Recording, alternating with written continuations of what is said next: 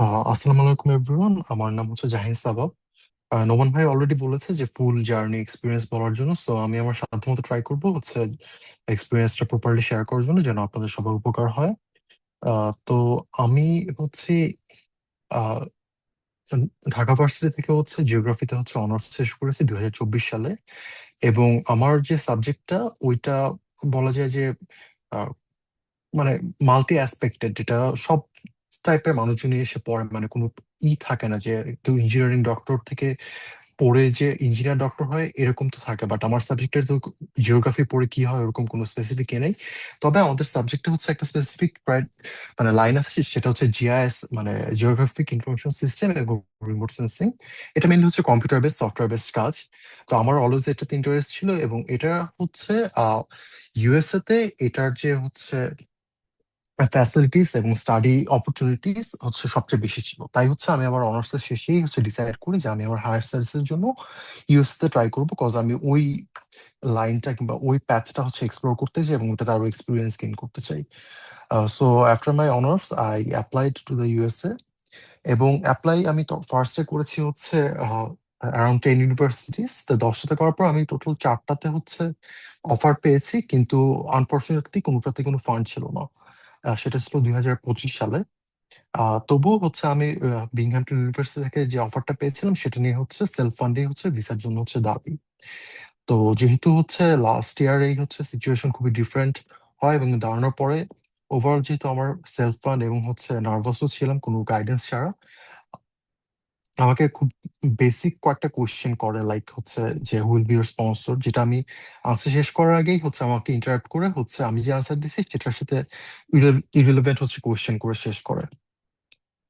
তো ওভারঅল হচ্ছে আমার ভিসা রিজেক্ট হয় হচ্ছে অ্যারাউন্ড 30 সেকেন্ডস, যেটা আমার জন্য অনেক স্যাডেনিং ছিল, অ্যাজ হচ্ছে আমার ইচ্ছা ছিল যে বাইরে থেকে মাস্টার্স করা। তো যেহেতু আমার সুযোগটা আমার হাতছাড়া হয়, আমি হচ্ছে ওই টাইমে হচ্ছে বাংলাদেশে হচ্ছে মাস্টার্সটা কমপ্লিট করি এবং সেম টাইমে আবার হচ্ছে অ্যাপ্লাই করি। তবে বিংহ্যামটনে হচ্ছে আমি আমার প্রফেসরের সাথে হচ্ছে শেয়ার করি আমার এক্সপিরিয়েন্স এবং আমার যে হচ্ছে রিসার্চ, যে রিসার্চের যে ইন্টারেস্ট এবং কি করতে চাই কি পড়তে চাই ওইটা নিয়ে হচ্ছে আমার কন্ট্যাক্ট থাকে প্রফেসরের সাথে।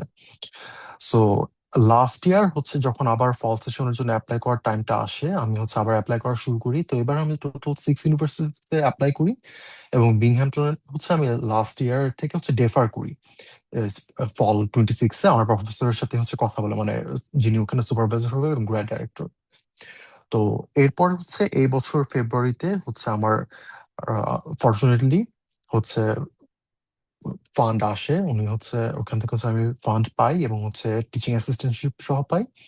আর তবে যেহেতু আমার ইনিশিয়ালি একবার রিজেকশন ছিল এবং হচ্ছে আমার একটা মাস্টার্স প্রোগ্রাম, এবং আমরা অলরেডি মাস্টার্স করেছি রিসেন্টলি, আমার এই বছর ফেব্রুয়ারিতে মাস্টার্সটা শেষ হয়। তাই হচ্ছে আমার অলরেডি মাস্টার্স করা, এবং আমি কেন আবার মাস্টার্স করতে যাব সেম ভার্সিটিতে হলে হচ্ছে এটা ভালো হবে নাকি খারাপ হবে এগুলো নিয়ে হচ্ছে আমার কনফিউশন ছিল। সো এই জন্য হচ্ছে আমি মূলত হচ্ছে এইচএসডি এর অ্যাডমিন ভাইয়াদের সাথে হচ্ছে কন্ট্যাক্ট করি যে ওনারা যেহেতু এটাতে এক্সপিরিয়েন্স এতগুলো টাইম যাবত আছে এবং এতগুলো এক্সপিরিয়েন্স দেখেছে, তার সাথে আমি ওদের সাথে কন্ট্যাক্ট করি ওয়ান টু ওয়ান সেশনে, এবং ওনার সাথে আমি আমার ফুল স্টোরিটা শেয়ার করি, প্রোফাইল দেখাই এবং অফার দেখাই, সবকিছু দেখাই। তো আমার মূল যে প্রেজেন্টেশন নিয়েছিলেন, গাইডেন্স দিয়েছিলেন উনি হচ্ছে সাইফ ভাই। প্রথম দিন আমার মক সেশনে হচ্ছে আমাকে যে মকটা নেয় ওইটা হচ্ছে উনাদের আমার জন্য যেই হচ্ছে ইন্সপিরেশন নেওয়ার জন্য এবং আইডিয়া পাওয়ার জন্য যে স্ক্রিপ্টটা দেখে প্রিপেয়ার করে দিয়েছিলেন, ওইটা দিয়েও হচ্ছে দেখা যায় যে আমি আনসার গুলো যেভাবে বলি কিংবা ডেলিভারি থাকে ঠিক হয় না। সো ইনিশিয়ালি হচ্ছে আমার ফার্স্ট মকে হচ্ছে দেখা যায় যে সাইদ ভাই হচ্ছে বলে যে এটা হবে না, মানে রিজেকশন থাকে। তো ওইটা থেকে আমি এই করি যে আচ্ছা এটা অ্যাকচুয়ালি ভিসা ইন্টারভিউ হচ্ছে ওইভাবে মানে প্যানিক না করে দেখে হচ্ছে সিম্পল ভাবে সবকিছু একটা আনসার যেন হচ্ছে কোহেরেন্ট হয় ওইভাবে হচ্ছে আমি মানে প্র্যাকটিস করি, এবং হচ্ছে নিজেকে বুঝাই যে এটা হলে হবে না হলে নাই, যদিও হচ্ছে ইচ্ছা আছে, হলে তো অবভিয়াসলি ভালো, না হলে তো এটা অবভিয়াসলি স্যাড, কজ এত মানে ট্রাই করার পরে না হলে। তবে হচ্ছে ওই এক্সপিরিয়েন্স গুলোর পরে হচ্ছে আমি ভাইদের সাথে মক দিতে থাকি, এবং উনাদের যেটা আমি করেছি যে আমি যেভাবে আনসার গুলো দিচ্ছিলাম ওইটাতে আমার যে প্রাইমারি ইনফরমেশন ওগুলো অলওয়েজ পিছনে পড়ে যাচ্ছিল, এবং ওই ইন্টারভিউয়াররা হচ্ছে চায় যে ফার্স্ট আনসারটাই যেন তারা বুঝতে পারে ফুল সিনারিও। তো এইভাবে ওনারা যত পসিবল কম্বিনেশন আছে আমাকে সবভাবে প্র্যাকটিস করায়। ইনফ্যাক্ট লাস্ট ডে পর্যন্ত আমাকে হচ্ছে তিনজনই হচ্ছে একটা কোয়েশ্চেন হচ্ছে আপডেট করে দেয়, সেটা হচ্ছে is your health insurance covered. এটা আমাকে বলেছেন যে এটা হচ্ছে রিসেন্টলি আস্ক করছে, এটা হচ্ছে খেয়াল রাখতে। তো আমার হচ্ছে ডিরেক্টলি লেখা না থাকলেও ওনারা বলে দিয়েছে যে এটা হচ্ছে এইভাবে আনসার করতে, যে since I will receiving a stipend monthly, it will also cover my health insurance. এবং এই সেম কোশ্চেনটাই হচ্ছে আমাকে ভিসা ইন্টারভিউ আস্ক করে, যে is your health insurance covered. আমাকে টোটাল হচ্ছে I-20 মানে পাস করার পরে হচ্ছে কিছুক্ষণ 1 মিনিটের মতো দেখে আমাকে যে 5টা কোশ্চেন আস্ক করে, সেটা হচ্ছে what will you do research on, যেটা হচ্ছে আমার অ্যাকচুয়াল যে রিসার্চ এক্সপিরিয়েন্স মাস্টার্সে আছে সেটার সাথে ম্যাচ রেখে আমি বলি। এবং সেকেন্ড কোশ্চেনটা ছিল যেটা, যে since you apply to the same university last time, has your funding changed? So fortunately যেহেতু আমার ফান্ডিং সিচুয়েশন চেঞ্জ ছিল এবং সেম ইউনিভার্সিটি ছিল, যেটা আমাকে সাইফ ভাই বলেছিল যে যেহেতু সেম ইউনিভার্সিটি এটা, সো এটা ভালো যে ওনারা তারা দেখতে পারবে যে অ্যাকচুয়াল স্টুডেন্ট, জেনুইন ইন্টেন্ট ওয়ালা, যে সেম ভার্সিটি থেকে হচ্ছে আমি ফান্ড ম্যানেজ করতে পেরেছি। সো এটা আমি হচ্ছে ওই বলি যে হ্যাঁ, আমার ফান্ডিং অপরচুনিটি এসেছে, আমি ফান্ড পাবো ইয়ারলি এত, এরকম। এবং সেটার পর হচ্ছে আমাকে আস্ক করে যে হেলথ ইন্স্যুরেন্স কভার কিনা, এবং সেটা থেকে আমি বলি যে হ্যাঁ, আমার হেলথ ইন্স্যুরেন্স স্টাইপেন্ডে কভার। এবং পরবর্তীতে আমাকে স্টাইপেন্ড আস্ক করে, লাস্ট হচ্ছে আর মেরিট বলে, পর হচ্ছে 221G পাস করে। তো প্রিপারেশন যতটুকু নিয়েছি তার থেকে কম কথা বলেই হচ্ছে ইন্টারভিউ শেষ হয়েছে, যেটা হচ্ছে আমি লাকি, আমার হচ্ছে করা লাগেনি। তবে মানে ফুড এক্সপিরিয়েন্স থেকে আমি যেটা বুঝতে পেরেছি সেটা হচ্ছে, ফান্ড থাকুক না থাকুক, ওই একটু আগে অ্যাডমিন ভাইরা যেটা বললো যে কোশ্চেনের আনসার ঠিক মতো দিতে পারলে হবে, নার্ভাস থাকা যাবে না যেটা। তো নার্ভাসনেস এর থেকে বড় বিষয় আমি যেটা দেখেছি ওইখানে, ওই যত টাইম যেতে থাকে বসে থাকতে থাকতে প্রিভিয়াসলি যা রিজেক্ট থাকে, আমার নিজের ক্ষেত্রে যেটা হয়েছে, আমি যখন হচ্ছে দিচ্ছি তখন কাউন্টার নাম্বার 6 আমাকে যে প্রিভিয়াসলি রিজেক্ট করেছে, আমার পাসওয়ার্ড ঠিক 2 জন আগে ওই কাউন্টারটা হচ্ছে ওপেন হয়, তখন আমার মাথায় কাজ করে যে আমাকে কি সেম কাউন্টার আবার পাঠাবে, যদিও আমি জানি যে সেম কাউন্টারের সেম পার্সন আমার ইন্টারভিউ নিতে পারবে না। তো ওইখান থেকে হচ্ছে আমার একটু প্যানিক হয়, বাট যেহেতু আবার হচ্ছে নিজেকে কাম ডাউন করি, পরে হচ্ছে অন্য কাউন্টারে যাই এবং বাকিগুলো হয়। তো এতটুকু ছিল আমার মানে ভিসা ইন্টারভিউ এক্সপিরিয়েন্স। আর ফুল জার্নির ক্ষেত্রে আমার যে প্রোফাইল, সেই প্রোফাইলটা আহামরি কিছু না। আমার ঢাকা ভার্সিটি থেকে হচ্ছে অনার্স করা ছিল, আর জিআরই দেওয়া ছিল না। আমার প্রোগ্রামে জিআরই অপশনাল ছিল, আমি জিআরই দেইনি। আমার আইএলটিএস দেওয়া ছিল, নর্মাল রেজাল্ট ছিল। এতটুকু দিয়ে হচ্ছে আমি অ্যাপ্লাই করেছি আর আশা রেখেছি যে ফান্ড পাবো।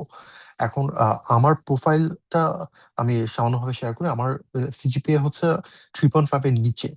আমি যতগুলো এক্সপিরিয়েন্স দেখছি আমার ফ্যাকাল্টি থেকে যারা গিয়েছে, সব ভাইয়া আপুদের সিজিপিএ ছিল 3.6 অ্যান্ড আপ, 3.7। সো তাও হচ্ছে আমি এটা থেকে ট্রাই করে গিয়েছি যে হ্যাঁ, ওনাদের হচ্ছে পাবলিকেশন আছে, সিজিপিএ আছে, ওভারঅল বেটার প্রোফাইল, বাট তাও আমি চেষ্টা করেছি যেন আমার হয়।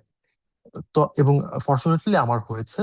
এবং এটার জন্য আমি সবাইকে ধন্যবাদ দিব যারা আমাকে সাপোর্ট করেছে। এতটুকুই আমার এক্সপিরিয়েন্স। আমি হয়তো ঠিক মতো শেয়ার করতে পারছি না কিংবা বলতে পারছি না, বাট ওভারঅল জার্নিটা স্মুথ না হলেও এন্ডিংটা ফরচুনেটলি ভালো হয়েছে। ধন্যবাদ। এ, আলহামদুলিল্লাহ। তো ভাই, এখানে আর কিছু বিষয় হচ্ছে যে আপনার ফান্ডিং ম্যানেজের যে বিষয়টা ছিল, জি। ওইটা আপনি কিভাবে হ্যান্ডেল করেছিলেন ওই সময়টার আচ্ছা, মধ্যে? আচ্ছা আর হচ্ছে ফান্ডিং। সেকেন্ড টাইম হচ্ছে ডেট ম্যানেজ করার যে বিষয়টা ছিল, ওইটা নিয়ে তো হচ্ছে অনেক অনেক প্রশ্ন থাকে যে ভাই এত দ্রুত কিভাবে ডেট পাইলেন, কিভাবে ম্যানেজ করলেন? তো এই আচ্ছা, গাইডলাইনটা যদি একটু দিতেন। আচ্ছা ফান্ডিং এর ক্ষেত্রে যেহেতু আমার হচ্ছে সুপারভাইজার যিনি ছিল, মানে ইন্টারনেট সুপারভাইজার ফল 25 এ যিনি ছিলেন, উনি ছিল গ্র্যাড ডাইরেক্টর। তো উনাকে হচ্ছে আমি ডিরেক্টলি কন্ট্যাক্ট করে বলি যে হচ্ছে আমি হচ্ছে ডিফার করতে চাই, অ্যাজ আমার ভিসা রিজেক্ট হয়েছে। তো উনি হচ্ছে জানে। এবং একটা ইম্পর্টেন্ট জিনিস হচ্ছে, আমি বিংহ্যাম্পটন নিয়ে হচ্ছে ভিসা ইন্টারভিউ দাঁড়িয়েছি, বাট আমি ওই টাইমে জানতাম যে আমি বিংহ্যাম্পটন থেকে ফান্ড পাবো না, কারণ আমি হচ্ছে বিংহ্যাম্পটনে অ্যাপ্লাই করেছিলাম হচ্ছে ওদের প্রায়োরিটি ডেডলাইনের পরে। কজ হচ্ছে ওভারঅল যেগুলো ভার্সিটিতে অ্যাপ্লাই করেছিলাম ওইখানে হচ্ছে আমার মানে ডিরেক্টলি না বলে আমার পরিচিত একজন আমাকে বলেছিল বিংহ্যাম্পটন অনেক কম্পিটিটিভ, এটাতে অ্যাপ্লাই না করতে। যদিও বিংহ্যাম্পটন হচ্ছে আমার সাবজেক্টের জন্য খুবই ভালো একটা ভার্সিটি। তো আমি হচ্ছে প্রায়োরিটি ফান্ডিং এর পরে অ্যাপ্লাই করেছি। পরে হচ্ছে ভাবি যে উনি বলেছে বলে আমার অ্যাপ্লাই করা লাগবে না তা না, আমি তাও অ্যাপ্লাই করি, দরকার সেলফ ফান্ডে যে পরে ওইটা ম্যানেজ করব।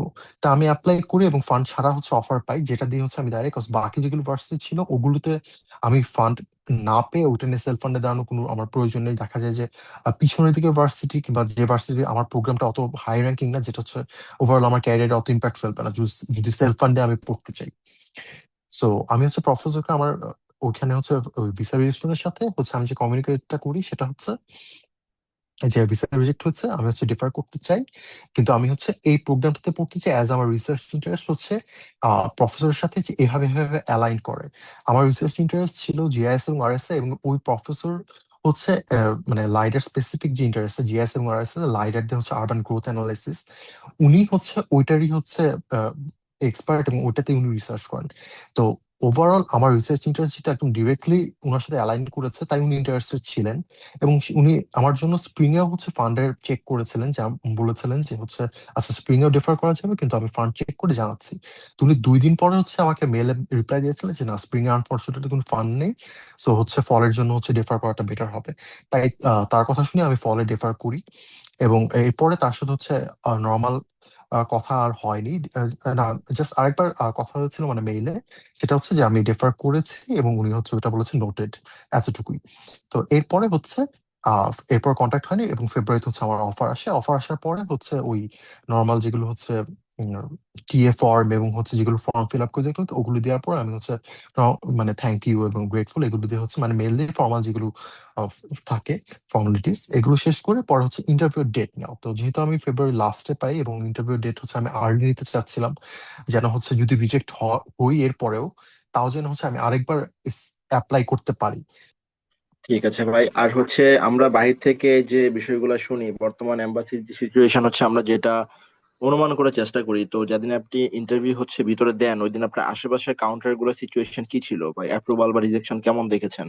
আচ্ছা, আমার আমি যখন দিয়েছি আমার 3টা কাউন্টার ওপেন ছিল। কাউন্টার হচ্ছে 7, 10 অ্যান্ড 12, দুটাতে ছিল হচ্ছে ফিমেল ইন্টারভিউয়ার আর একটাতে ছিল মেল। তো আমি তিনটাতেই হচ্ছে দেখছিলাম ওভারঅল উনারা হচ্ছে আহ, ওই দিনের যারা অফিসার ছিলেন তারা হচ্ছে এনাফ কোয়েশ্চেন করছিলেন, মানে তারা জানতে আগ্রহী জেনে। এবং যেটা আমি খেয়াল করলাম যে ওই ভাইদের সাথে হচ্ছে প্র্যাকটিস করে করে হচ্ছে বুঝা যাচ্ছিল যে যে রিজেক্ট হবে, মানে আমার নিজের যার মনে হচ্ছিল যে উনি ওনাকে রিজেক্ট করবে, উনি আসলে রিজেক্ট হচ্ছিল, আর যার মনে হচ্ছিল যে রিজেক্ট হবে না, সে হচ্ছে আসলে পাচ্ছিল। ওভারঅল আমি সিচুয়েশন বলবো ওই ফান্ড না থাকলেও ফান্ড থাকলেও হচ্ছে একসেপ্ট হচ্ছিল। আমি পার্সোনালি ওই দিন আমি সহ দেখেছি 7 থেকে 9 জনের হচ্ছে আমি অ্যাপ্রুভাল হওয়া দেখেছি, যারা হচ্ছে ফান্ড সেলফ সেলফ ফান্ড যদিও দেখিনি, ফান্ড এবং পার্শাল ফান্ডিং এ দেখেছি। আর 3 জনের আমি মোস্ট প্রবাবলি দেখেছি যাদের হচ্ছে ফুল ফান্ড থাকার পর রিজেকশন এসেছে, যেটা হচ্ছে মানে তাদের সার্কামস্টান্সেস ডিফারেন্ট ছিল।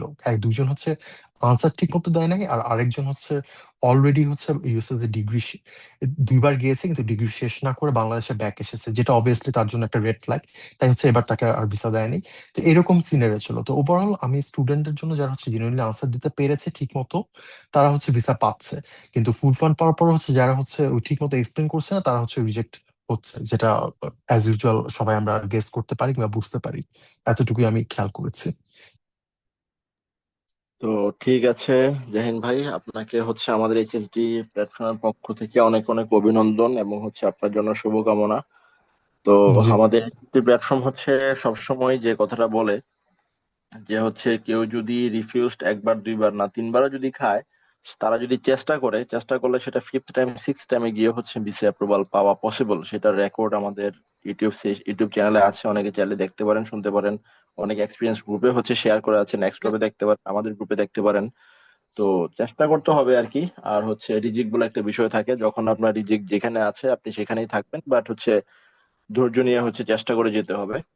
তো জাহিন ভাই নিকট একটা রিকোয়েস্ট থাকবে এজ ইউজুয়াল, সেটা আমি যেটা আমি সবসময় বলি সব অ্যাপ্লিক্যান্টদেরকেই এক্সপিরিয়েন্স সেশনের সময়, যে যেহেতু আপনি এখানে ভালো একটা ফান্ডেড পজিশনে যাচ্ছেন, একটা রিসার্চ বা জি। যেটাই একটা ভালো একটা পজিশনে থাকবেন ভবিষ্যতে, তো ডেফিনেটলি কখনো না কখনো আপনার হাতে হচ্ছে একটা সুযোগ থাকবে আপনার কমিউনিটিকে, আপনার নেশনকে সার্ভ করার মতো। তো তখন ডেফিনেটলি আমরা আশা করবো যে হচ্ছে আপনি বাঙালি কমিউনিটিকে হচ্ছে অগ্রাধিকার দিবেন, যেটা আমরা দেখি ইন্ডিয়ান কমিউনিটিতে, যে তারা সবসময় হচ্ছে যেখানে যেখানে আছেন, যেসব ফ্যাকাল্টি মেম্বাররা হচ্ছে ইন্ডিয়ান, তারা সবসময় ওই সাবকন্টিনেন্টকে হচ্ছে অ্যাডভান্টেজ দিয়ে থাকে। তো আমরা কি জি। ভাই আপনার কাছে এই ধরনের বেনিফিট আশা করতে পারি ইন ফিউচার? উম, জি ভাই, অবশ্যই। আমি আমারটা আমি বলবো যে আমার ক্ষেত্রে এটা রেয়ার কেস, কজ আমার প্রোফাইল এত মানে রিচ না, যেহেতু আমার যে তাও ফান্ড সহ হচ্ছে আমি ভিসা পেয়েছি, এটা থেকে মানে মানুষজন একটা আইডিয়া নিতে পারে যে প্রোফাইল যে রিচ হয় লাগবে তা না, ট্রাই করলে হতে পারে। এটা একটা এক্সপিরিয়েন্স হিসেবে আমি দেখবো। সো ওই ক্ষেত্রে যারা হচ্ছে আছে যে একটু সিজিপিএ 3.5 এর নিচে এবং আদার ওভারঅল প্রোফাইল একটু কম, তাদেরকে যদি আমি যতভাবে পারি হেল্প করতে পারলে করবো, এবং অন্যরাও যদি হেল্প চায় অবশ্যই আমি করবো, কজ এটা অবশ্যই আমার একটা দায়িত্ব। ইনশাল্লাহ। আর যে প্রোফাইলের বিষয়ে আমি একটা কথা বলবো, সেটা হচ্ছে যে আমার দেখা, আমার ব্যক্তিগত এক্সপিরিয়েন্স যেটা বলবো, যে সিজিপিএ 2.50 পেয়েও হচ্ছে একজন ভাই কেমিস্ট্রি ডিপার্টমেন্ট থেকে বাংলাদেশ থেকে ফুললি ফান্ডেড হয়ে ইউএসএ তে চলে গিয়েছে। তো ডেফিনেটলি যদি প্রফেসর ম্যানেজ করা যায়, ওইভাবে সিস্টেমেটিক অ্যাপ্লাই করা যায়, ওইভাবে কনভিন্স করা যায়, রিসার্চ করা যায়, তো আশা করি এটা খুব একটা কঠিন হবে না ইনশাল্লাহ। জি তো ভাই। ঠিক আছে জাহিন ভাই, আপনাকে হচ্ছে আবারও থ্যাংক ইউ, ধন্যবাদ, কনগ্রেচুলেশন, আপনার ফিউচারের জন্য অনেক অনেক শুভকামনা থাকলো। আর ইউএসএ ইমিগ্রেশন পাস হওয়ার আগ পর্যন্ত যত ইনফরমেশন, যত হেল্প লাগে আমাদেরকে জানাবেন, আমরা আমাদের সাইড থেকে সর্বোচ্চ চেষ্টা করবো আপনাকে হেল্প করার জন্য ইনশাল্লাহ। জি ভাই, আপনাদেরকে অনেক থ্যাংক ইউ আমাকে যতদিন গাইডেন্স দিয়েছেন। আপনাদেরকে আসলে অনেক ধন্যবাদ। ইনশাল্লাহ ভাই, থ্যাংক ইউ সো ইনশাল্লাহ মাচ। ভাই। ঠিক আছে, থ্যাংক ইউ। জি তো ভাই। আমরা জাহিন ভাইয়ের কাছ থেকে এখন বিদায় নিচ্ছি।